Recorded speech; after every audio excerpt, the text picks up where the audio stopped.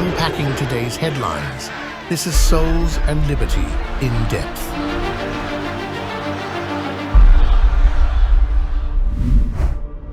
Hello, everyone, and welcome to In Depth, the production of Souls and Liberty. I'm today's host, Stephen Wynn, joining you from the heart of America, the City Fountains, Kansas City. And also joining us today are Arthur Clareau from Canada, Souls and Liberty contributor. Art, how are you doing? Hey, Stephen. Good to see you. And joining us as well is political analyst Jim Ellis, coming to us from the heart of the swamp, our nation's capital. Jim, hi. Yes, greetings from the swamp. All right. Well, today we want to look at the state of the American economy and what role that may play come November 5th. But first, big news out of Washington. Kamala Harris has chosen her running mate, Minnesota Governor Tim Walz. He's the 41st governor of Minnesota. And Jim, we'll start with you. Governor Walz has been CEO of Minnesota since 2019. And if memory serves correctly, he oversaw a period of remarkable stability in the state's history. Is that correct? Well, I think so. And I just want to say, from the standpoint of choosing a vice president, I think this is a great pick for Donald Trump. Because from a political context, and there's probably other reasons she chose him, probably personal relationship and looking for someone to help govern if she were to be elected.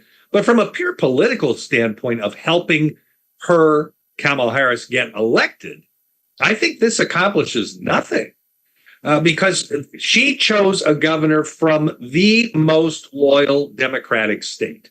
The last time that Minnesota voted for a Republican for president was Richard Nixon in 1972. Wow. Every other state has voted Republican at least one time since then. So from a standpoint of using a VP to bring in new votes, I think she accomplished nothing. I don't think there's one extra vote that Tim Walz brings to her that the other two that she was considering, Governor Shapiro in Pennsylvania and Senator Kelly from Arizona, I think they brought a lot more to the ticket in terms of potential gain. But I also think they had some negatives there that I think she's looking at Walz as being a safe pick.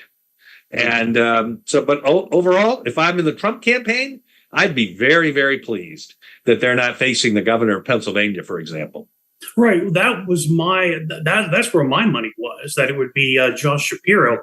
You know, as Catholics, Shapiro, I knew of him for many years. He served as the Attorney General of Pennsylvania and actually did a laudable job helping to uncover and prosecute a lot of the sex abuse that emerged in Pennsylvania. He was responsible for the Pennsylvania grand jury report. Yes. Did some stellar work there. And, you know, considering that Pennsylvania is really such a tight battleground, I thought I just assumed it would be Shapiro. Why did you say? So you said Walz is a safe pick. Do you think that's mainly the reason why they went with him?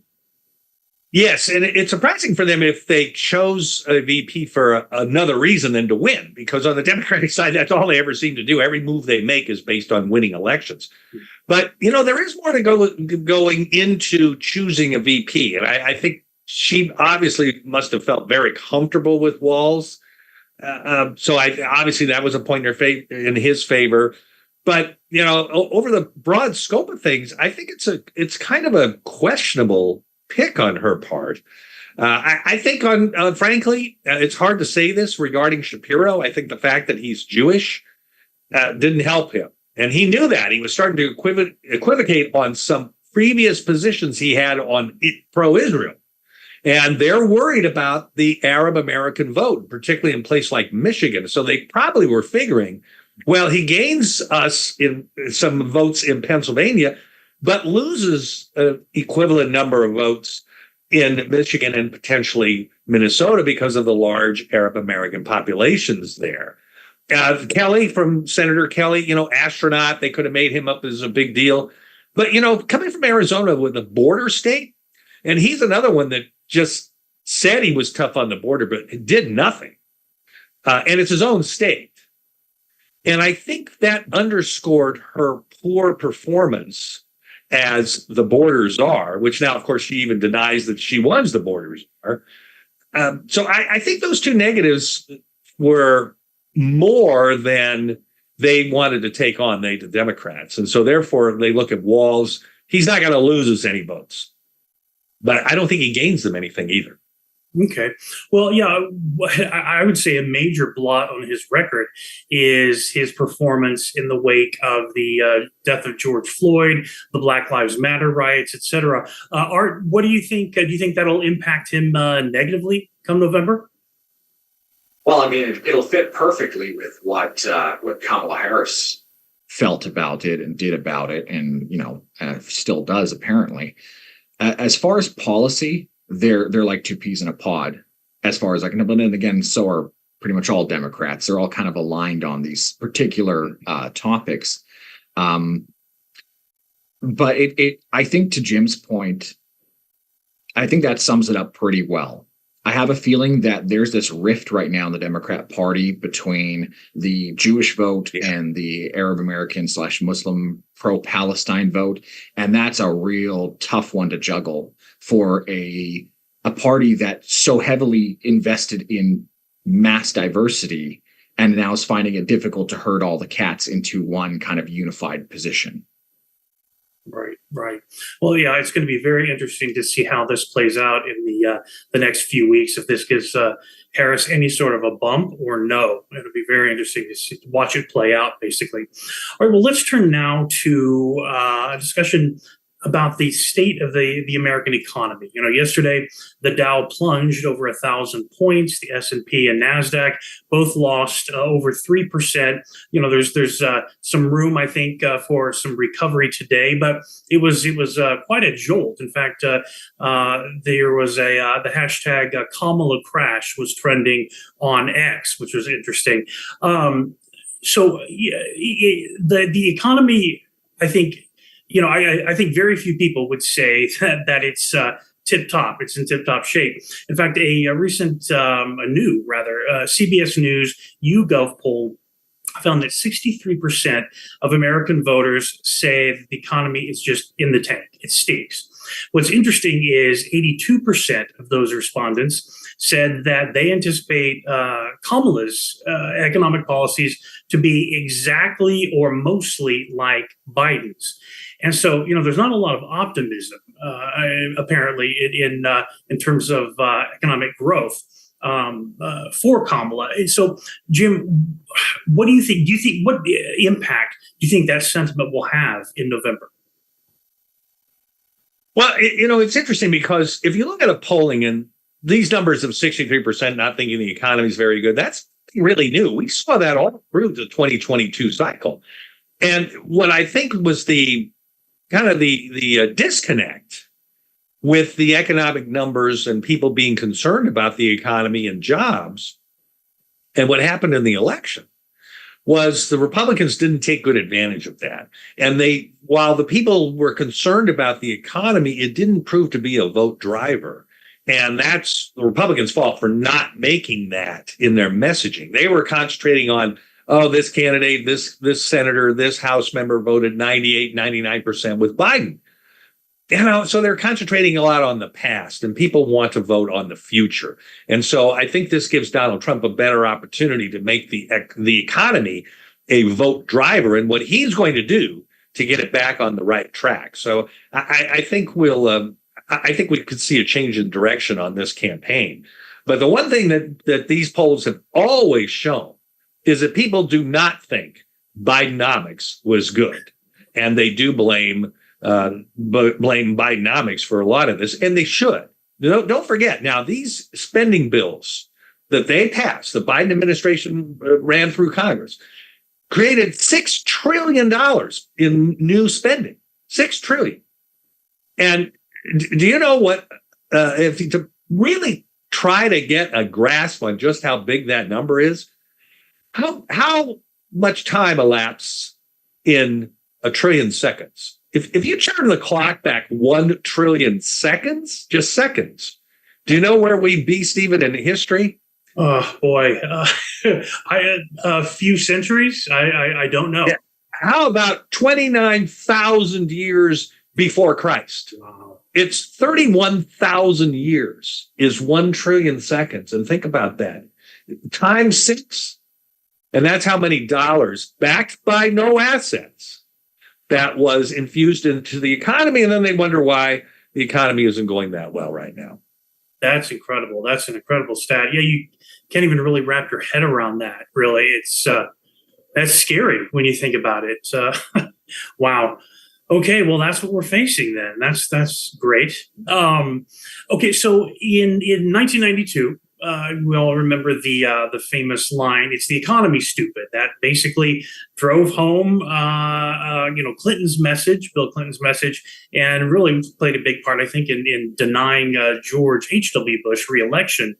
So, but my concern is that, yeah, obviously we're facing the greatest cost of living crisis that this country has seen in probably 2 generations at least.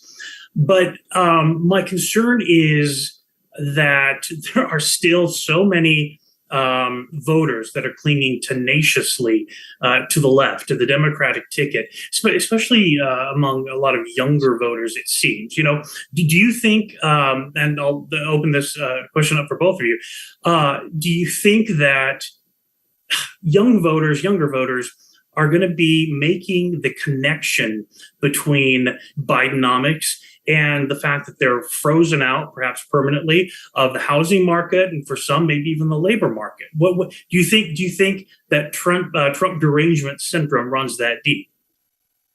I guess we will find out here in the 2024 election. But there needs to be, some more of a driver on the youth vote. I think the Democrats probably do pick up some of the youth vote now with Harris versus Biden, because Biden was doing terribly with that group. And I think that was one group that helped drive them to force Biden out of the race, because it was pretty clear that Biden was going to lose. And even though Harris is fundamentally a weak candidate, and the fact that they're changing her positions on virtually every issue, from her radical left past. And don't forget, she was rated as the most liberal left-wing senator when she was in the Senate. And there's a good reason for that. It's because she is. And now she's trying to become a moderate. And it'll be interesting to see if that will appeal to not only young voters, but the public at large. Can you build a campaign and sustain it for the entire rest of the race that frankly is based on lies? They lied about Biden. There's clearly a cover up on his mental ability to do the job as president. There's no doubt about that now. She's already publicly changed her position on fracking. She was for it. Now she was against it. Now she's for it. Israel. She was always an Israel doubter, always more on the pro-Palestinian side, but all of a sudden immediately came out, oh, we're 100% behind Israel and we're going to be there for them. And as soon as she became the presumptive nominee, remember, she was for the single payer, total government control of the healthcare system, wanted to eliminate private insurance. Now she's changed her position on that. Defunding the police. She's on record as wanting to do that. We want to have she said that is backward thinking, to think that we can stop crime by adding further police officers. Now she's changed her position there. And remember now, it was so clear, and Biden publicly appointed, and they produced the documents that showed it, that Kamala Harris was going to be in charge of the border, that she was the border czar and solve that problem. And now they're basically saying that didn't happen. So can you base this whole campaign on lies? And that's what they're going to try to do. And I think not only will young voters see through that, I think older ones will too. But it depends on how well the Republicans respond to that and how well the Republicans prove that she is not telling the truth. And it goes back to that old kind of question. Was she lying to us then, or is she lying to us now? And the answer is she's lying to us now. Well, I hope the American electorate seems to have a very, very short memory. So I hope you're right. I hope the Republicans get their messaging out. Arthur, your thoughts? I think that's a really good point. I think that the Republican ability to get that, to connect with young voters particularly, and connect the dots between where they're at and the struggles they're facing with what's causing that and the policies that are causing that, because most people are not economically literate. And even when you are economically literate, it's like you talk to 3 economists, you'll get 3 different answers on any question, right? So it's already a very difficult situation to navigate for the average person who's just trying to live their life, especially a young person who's still trying to figure out how the world works. So it really does, like, this is something that the campaign, I think, really needs to take to heart and really dig into and find a way to connect with those voters and show them this is what's causing this. This is why you can't buy a house. This is why your job isn't paying well. It's not the billionaire making $1 billion that is the cause of this. It's because of these things here. And this is what needs to change. And this is how we're going to change it. Do that, I think you win over a lot of people. Yeah. And another thing I think we need to see is more discussion. I think we will see this coming from the Trump campaign on what they're calling tax-ageddon in 2025. And that's when the Trump tax cuts expire. And unless Congress reauthorizes all of that and is signed into law, and that won't happen if Kamala Harris is president, then we're going to see the biggest tax increase in history. And if the economy is already faltering, that is just really going to put us behind the 8 ball when they throw huge taxes on us and eliminate all of those tax cuts. And it's just tax cuts for the rich. You know, people like that standard deduction that went up. That's going to go away. And in fact, I was in an event with, I was on a panel with the ranking member, the Democrat from the Budget Committee, Congressman Brendan Boyle from Philadelphia. And I was shocked, frankly, by his comments, because he even brought this up, and he was even worried about it. He was even worried about the huge tax increase that not extending the tax cuts would create on what it would do to the economy. And I, frankly, to tell you the truth, Arthur and Stephen, I almost fell out of my chair when but I thought, wow, and he seemed legitimately concerned. And if Congressman Boyle from the heart of Philadelphia is concerned about that, then I said, well, maybe there's a chance that they can save it, but not if Kamala Harris is president. And I think that needs to be a central focus of the campaign going forward. And I think it may well be, because they have to address it in 2025. Doing nothing in the Congress means the tax cuts will expire. If I may add to that, a little bit of a shameless plug here, but there's a reason for it. I wrote an article recently on Kamala Harris and Justin Trudeau and their similarity in policy. Canada did exactly this over the last 4 or 5 years. Every time there was an economic downturn, taxes went up, and they increased carbon taxes, and they increased, it just made life so much more miserable as you're already going through a miserable time. It's like they're kicking you when you're down. And make no mistake about it, this is exactly what they're going to do. I mean, this is just the playbook of parties from that side of the aisle, unfortunately. I wish it wasn't, but it seems to be.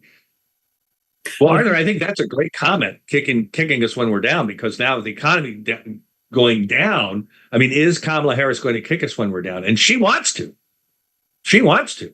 I think that puts her in a real box in this campaign, and it will be real interesting to see if they move along that, they being the Trump campaign, if they move along that line of attack. And I think they will. I mean, this is a huge issue. That's a huge issue for Trump. They're his tax cuts. It was one of the greatest accomplishments of his whole administration, and what launched the strong economy in his administration. So I think they will pursue that. And one thing as well to add to that is, for the average person, for the average student, or just anyone who's a wage earner, the more money you can spend in your local economy, the more that boosts the actual overall GDP, the overall economy. Right. So those tax cuts for the average person are a big deal. And you're going to feel it. You do feel it personally. And it's regardless as to whether the spending comes from a rich person or a poor person, correct? Yeah, exactly. All right, guys, we're getting close to being out of time. But before we go, I want to ask one more question. Arthur, you touched on Canada's situation. Made me think about how a Harris presidency, particularly her effect on the American economy, would impact the world. Basically, we live in such a globalized world now. The Dow plunged, like I said, 1,000 points yesterday, but that touched off a massive sell-off in Tokyo. The Nikkei fell; it had suffered its greatest drop since October 1987, Black Monday. So, when something happens here in the U.S., it certainly isn't isolated to the U.S. And I just think you tune in to the news, you look at the headlines. The world is destabilizing further and further every day. So I'd like to hear your thoughts briefly on what you think, what sort of impact you think that a Harris administration would have globally, and then how that might be even reflected back to the United States. Well, there's a reason why U.S. elections are of global interest. There's a reason why people outside of the United States care very deeply about what happens in the United States. And it's because as the reserve currency and the largest economy, it really does have an effect on how the rest, and in an interconnected, globalized world, it has a huge effect on everybody else. With Kamala Harris, look, if you take the typical leftist position of just, hey, all my ideological ideas or whatever it takes to get me to win, I'm going to then print a bunch of money or tax a bunch of people to just flood money into it, throw money at the problem. When you do that kind of thing, I mean, the United States has a larger debt than ever in history. It's growing exponentially. It's just a terrifying thing to be dealing with. And it's okay. You can survive it as a reserve currency, as the world reserve currency. But as global events are changing, you're having threats to that position rise. While they're not maybe ready for it yet, or they're not quite there yet, if the United States keeps, let's say, keeps up the fiscal irresponsibility, what's going to end up happening is you're going to drive powerful nations who are already aligned against them, let's say BRICS, for example, to create an alternative, to create a competitor, and that will undermine the U.S. economy completely, and that would be a nightmare. Like, even a Kamala Harris economy is nothing compared to what that's going to be like. So people don't really realize how much your vote matters, not just in your personal life, but in the world. Your vote really does matter. Right, absolutely. Jim, final thoughts?